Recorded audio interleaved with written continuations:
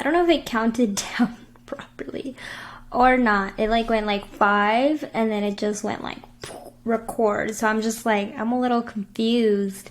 But anyways, welcome to the other side of Southern California with your host ASOS. We're going from Nevada into California, which is such a large state. I mean, we have to break up California into smaller chunks for like a trip that you can do, like a spooky trip that you can do, because at the end of the day, California has too much history, too much land. It's a big state, and I'm not saying that's a problem. If you don't think that I'm saying that's a problem, I'm just saying that, like, me personally, I've been to California so many times, and every time I go, I can only ever stick to like one, area of California because it takes too long to travel everywhere. And if you really want to do it right, you really got to like take it like a week at a time or maybe more. Like in other trips, I'm hoping that the next time I go to California that I can go to San Francisco. San Fran would be a dream of mine. But like I said, it's a large state. It's like Texas. I would never tell you to do a road trip in Texas because it will take you at least like 12 hours to get from one side to the other. This trip that I kind of like made, like a little spooky trip that I made for this episode, is 11 hours. So that's basically you traveling around Texas. That's how it is in California. But like I said, we're in Southern California. It has numerous tribes, and I love mentioning tribes, especially since it's November. It is Indigenous Peoples Month, and it's time for us to also honor and respect the culture of the indigenous tribes that were here before colonization. So they have the Kumush, the Aleki, the Kinitmuk, the Seruan, the Koluhia, and there are more tribes there as well, but I'm not going to try to say all their names. The tribes had offshore channels and islands that were inhabited by the Kumush and communicated with the mainland neighbors using canoes to carry goods, traded with their neighbors, enjoyed rich animals and ocean life. Females' roles were to organize community events, settle conflicts. The societies were divided into 3 classes, such as the elite, middle, and the lower class. I really like reading about California's tribes because it proves that tribes are civil, they lived in peace, and they didn't really need Europeans. Californian tribes also have their own case and argument of genocide, which brings in my point of tragedy when it comes to California and why it makes such a good spooky trip. The miners, when they came in from the gold rush, is really when things started to take a very bad turn for indigenous tribes there in California, because once they came, a lot of the research finds that they were trying to be really peaceful with the miners and go, okay, I mean, you're here, but this is where we live. And it became too much for both sides to the point where they were pushed into what is now the national parks area, like Yosemite, and they were being hunted, and they really had no choice but to fight back. They actually, there is a story when they killed a few people that were out in that national park area, and they really felt like they didn't have a choice because the U.S. Army was coming for them, and they were really pinned back. They already lost a lot of lives from their tribes, and they're stuck in this large, vast land, and they're like, well, what do we do? There's guns pointed at their doorstep, and they thought that if they had held those 2 people that they found, 2 Americans, they thought if we hold them captive, maybe they'll negotiate with us, and it just turned bad and ugly. And I did a whole national park scary tour, and I think that national park is very much stained with a lot of history because you will have what tragically happened to that one tribe in California. So history even shows that when the Spanish saw the tribes revolt against them and come into their land, missions were labor camps with the sole benefit, to colonize and a plan of a military effort against the tribes. So now that you know, like, this wide range of history and energy attached to it, you can better understand, like, when you look at those missions that are built in California, or if you see Spanish looking buildings, those come with a lot of energy and a lot of history that you're just like, okay, I can understand why I feel uncomfortable in here, why I might hear things, residual stuff, because of the fact that, you know, if you go way back, I mean, it was just rough out there. And it still is. I mean, when I think of California too, I can name so many serial killers from California versus anywhere else in the state. And with those serial killers come a lot of stain on buildings as well. Because, you know, you have like the Zodiac Killer, the Night Stalker, you have the Golden State Killer, the Hillside Strangler, you have Charles Manson out there, you have the Scorn Killer, you have the Golden North and Wineville chicken coop murders. I mean, there's so many different serial killers too that were out there in California who brought their own history and tainted energy onto certain places. So now let's check out some locations that you should really focus on when you go. I don't really like focusing on like well-known places, except for like a few places when I tell you like, oh yeah, like the state's really haunted, like these are like the best locations you should go to if you want to maybe get a feel for the paranormal or for the other side. But there's also times where I'm like, you know, yes, they're very popular, but they're very popular for a reason, and those are on my bucket list personally. But so let's go into California, Southern California. We're just gonna try to focus on the bottom half of California, because oh my goodness, when we go into San Fran, that is a whole other, you know, whirlwind of history over there. So we're going to start off with Death Valley. So Death Valley is hot, dry, and the lowest national park, which I actually didn't even know is a national park. You can call me stupid if you want, but to me, whenever I heard Death Valley, I just thought that it was just this rough piece of land out there. So within Death Valley, there is a Amargosa Opera House. And the story goes that in 1967, Martha Beckett's car broke down in the ghost town of Death Valley Junction. And despite fixing her car, she never left. Beckett took over the abandoned Crockett Hall that was originally the Pacific Coast Rocks Company. Oh my gosh, I can't talk today. In 1925, that was left to rot. It's crazy to read how much the building has changed throughout time. Like, yeah, it was a factory, but now it's a dance hall, a place to eat, a hotel. So this lady took over a building that already had a lot of changes to it. Who knows what happened in this building before she even bought it or took it over and renovated for it. So she reopened the hotel, theater, and ballet, creating art and freedom.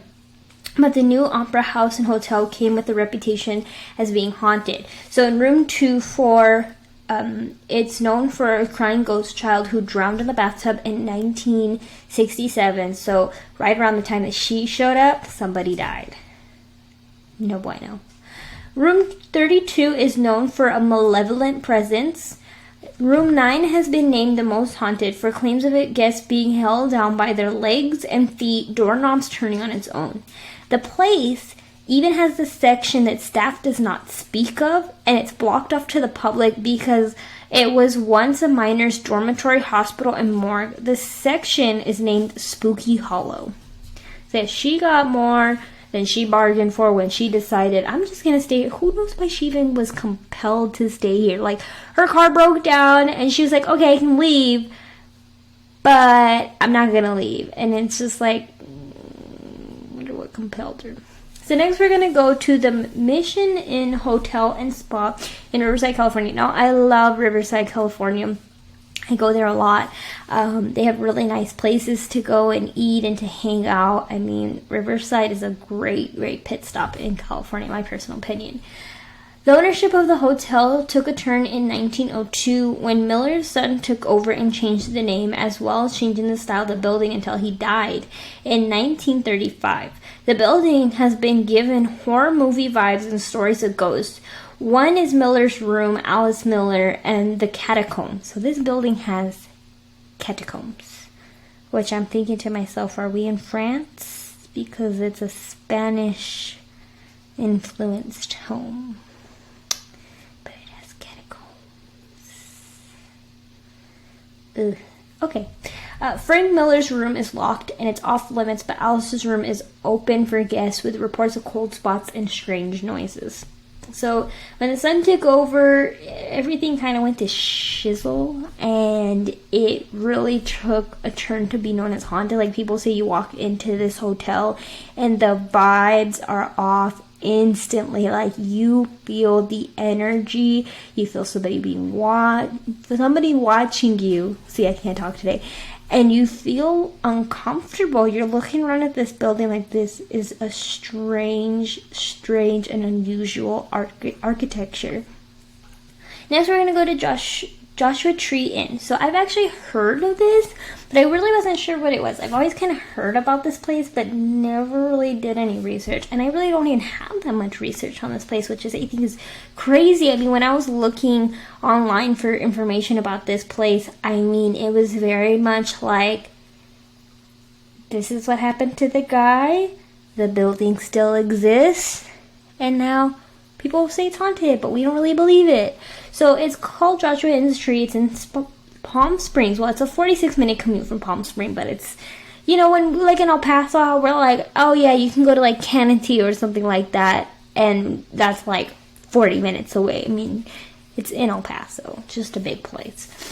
Joshua Tree Inn incident in room 8 was the death of Graham Parsons, who was known as the country rock father.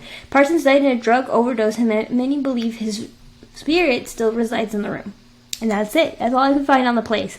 But I've heard of it, and I felt very compelled to mention it, to check it out, because since I didn't hear much about it, I'm like, that's even more compelling to go. So I think it's a recommendation. So La Quinta Resort and Club in Palm Springs is another place you can go to in Palm Springs. Reports from the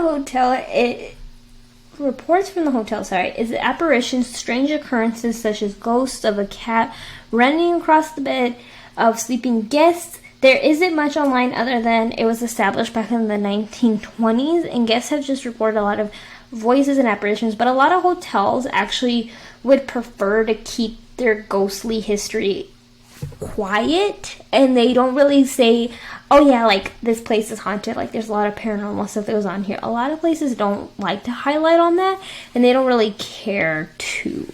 I mean, not everybody's into the other side. Now we're going to go to San Diego. I love San Diego. I think San Diego is beautiful. I think that it's just a place that you should just go visit. Whether you go visit for the spookiness or you go visit because it's just a nice place to visit. Oh my god, my dog is begging for my attention.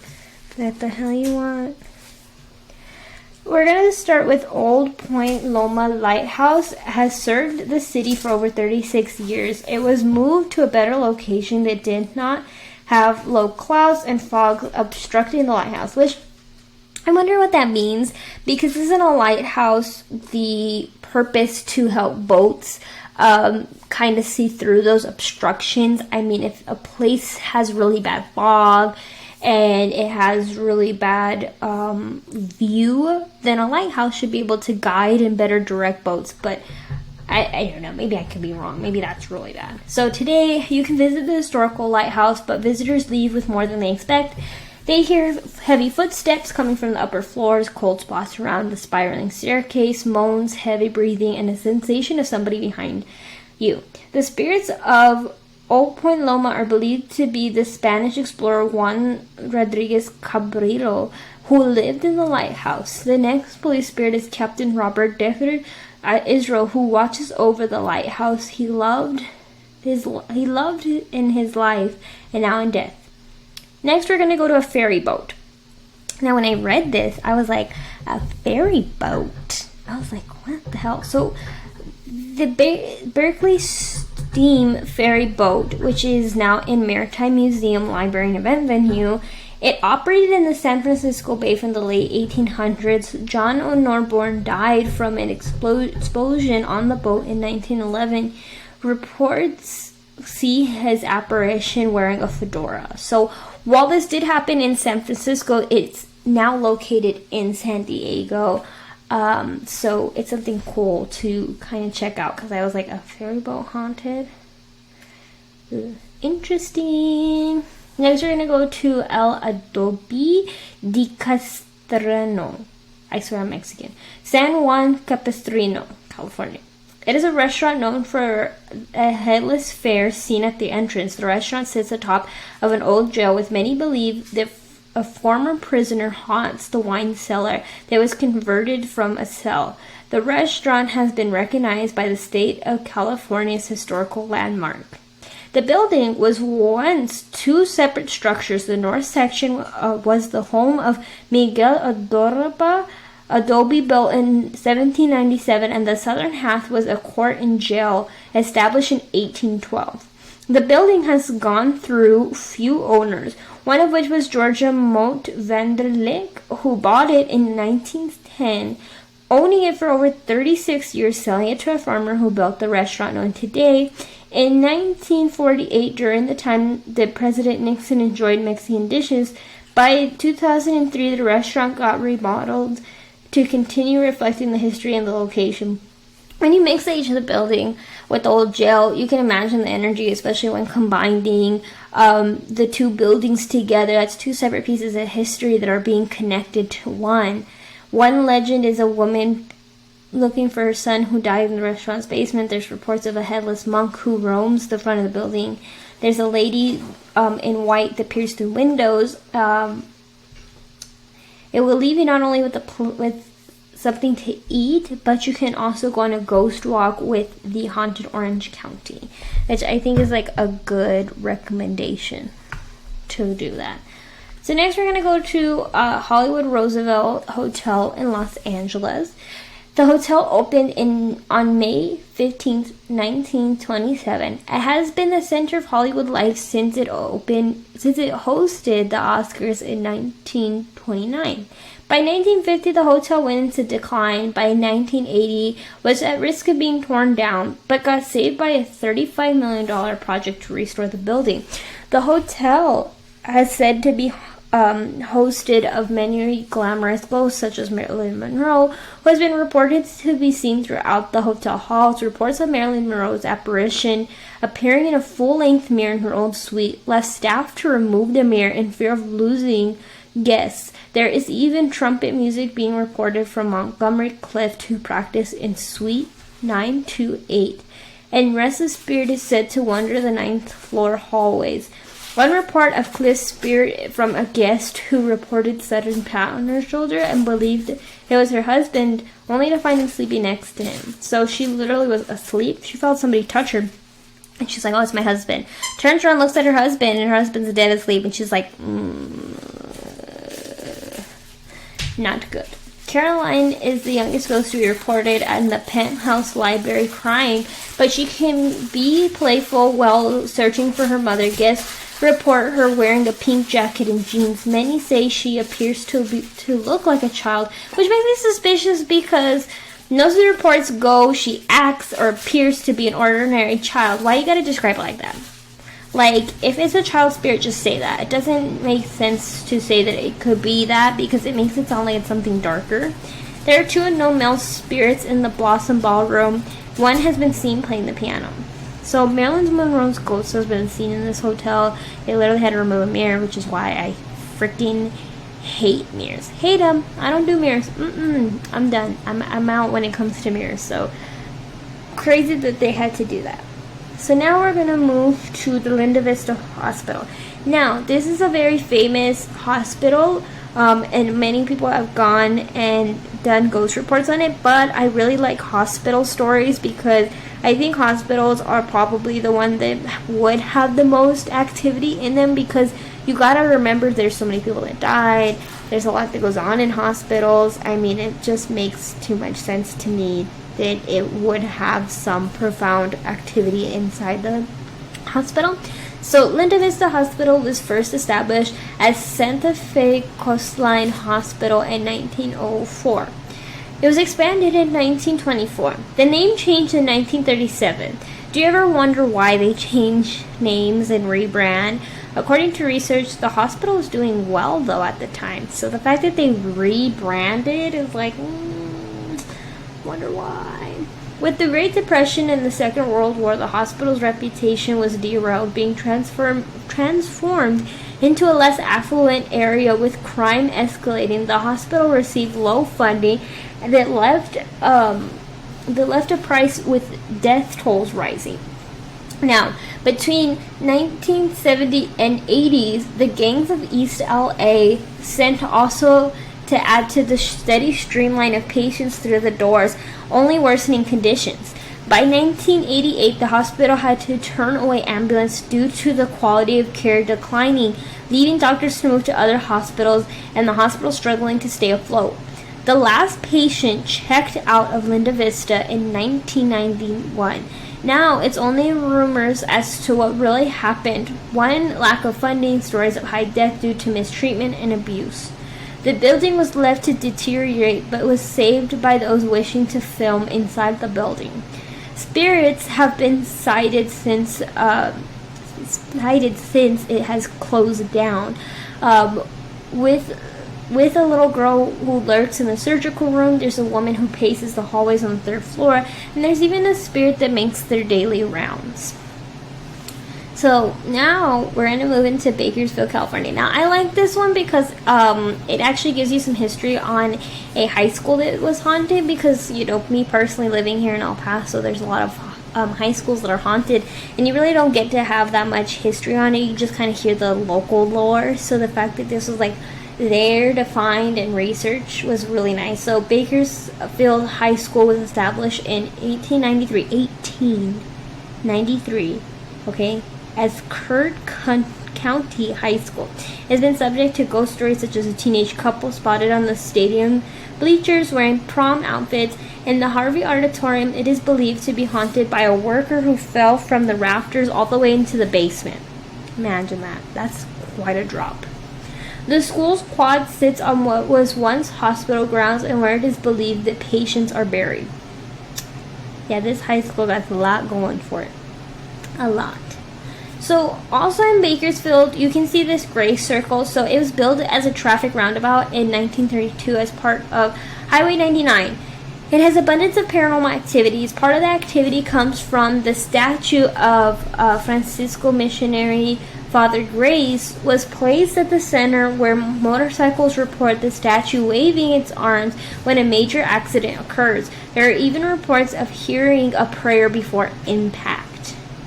That is scary. Terrifying. I kind of wouldn't even want to drive in that area knowing that kind of history, but that's me personally. Miller Creek. Residents shopping near the creek have claimed to spot a woman wearing a long flowy robe floating above the canal. The woman is believed to have been murdered in the old foundry across the park, with bones found once the floor was torn up. So Mill Creek. I think it's like a shopping center. I forgot to put what it actually was. Oops. Okay. That is it for Southern California. Damn, we did that in 23 minutes. That is a short-ass episode. And I was like, oh, I'm beefing it up. It's 11 hours, and I'm adding stuff to it. I was like, this is going to be great. This is going to be dandy. This is going to be wonderful. It's going to be a full 40-minute video. I'm looking down at the recording, and it's 23 minutes. Well, I did that very quick, very fast, and my dogs didn't interrupt me once, so you know what? Let's just shut up and take it, honestly. This was The Other Side, hosted by ASOS. I will hopefully get the Northern California video up, but I'm honestly probably going to only focus on San Fran. Because I'm telling you, I'm obsessed with San Fran. Like, you're going to hear it in the next episode, but I freaking love San Fran. I mean, all the history. It has indigenous people history. It has Chinese history. I mean, I won't get too into it because this is a wrap for this video, but, excuse me, I'm just excited to do further research and everything like that. So hopefully I'll get that one up soon. But for now, this was The Other Side of Southern California with your host, ASOS. It was lovely. It was wonderful. We did it. Cheerio. Have a good day.